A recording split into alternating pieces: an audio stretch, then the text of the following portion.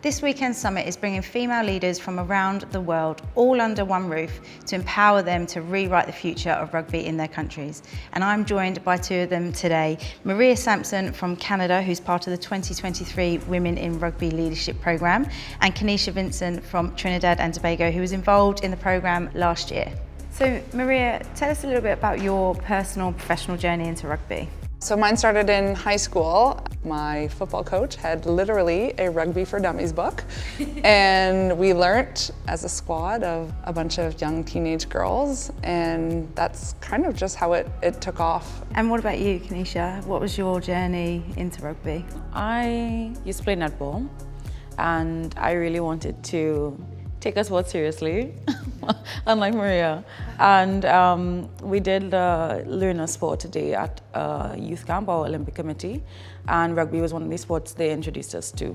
And so why would having more women in senior roles, why is that important for Canada? Yeah, I mean, I think it's that saying that goes like, you can't be what you can't see.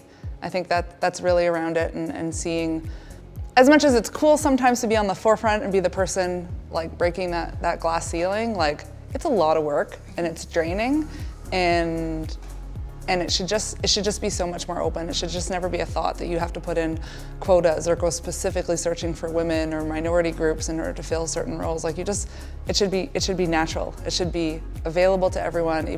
Folks should have those equal opportunities. And so I think rugby really is a global sport, and Canada especially has such a large immigrant population that is a cornerstone of our country and the way we operate. Kenesha, who was your coach, and how pivotal was their role to you? So I had Jodie Copeland from Capgemini, and she works in HR. I think because I come from a science background, very biomechanics and physiology heavy, having somebody who was more on the social science side, being able to give me advice when it came to people management and interaction, etc., that was really important. She was also well placed because she was Capgemini to just help me through the system and help me interact with others. So being able to have her, she was open to me emailing her like every day or every week just to say, hi Jodie, I'm doing this, can you please help? It was really lovely. It really is like one of the pillars of the program, the way that the network interconnects and how we can have these conversations regardless of the setting. So Maria, what's your personal action plan with the program? For me, what I'm most excited for, I think, is around the connections we make. So it's like being really intentional when we're here, meeting with the other scholars. My mentor, Ada Milby, I'm so lucky to be paired with her. Having Capgemini University come on board and give us such an array of educational material and contact, that really changed the game for me in terms of what I had planned to do and what I wanted to do. Because the program that I was trying to move forward with was so novel for us, it really needed those steps to be able to get there.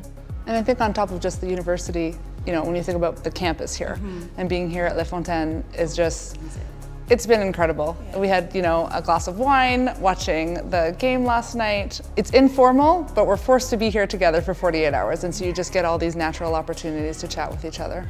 It was really important for me to be here even though I had a young child, and so World Rugby and Capgemini have both been great around accommodations for me to make sure that I can be here with Matteo, to make sure I had everything I needed.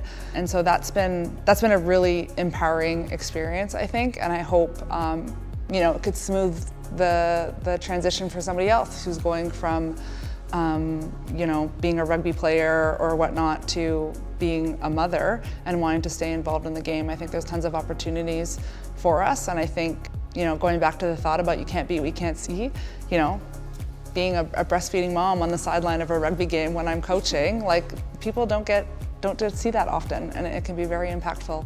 Well, thank you both for sharing your stories and your journeys with us. I wish you very good luck on this year's cohort, and I know, Kenesha, you've still got plenty more to be doing and impacting. But thank you both so much, and we'll let you get back to Matteo. Thank you.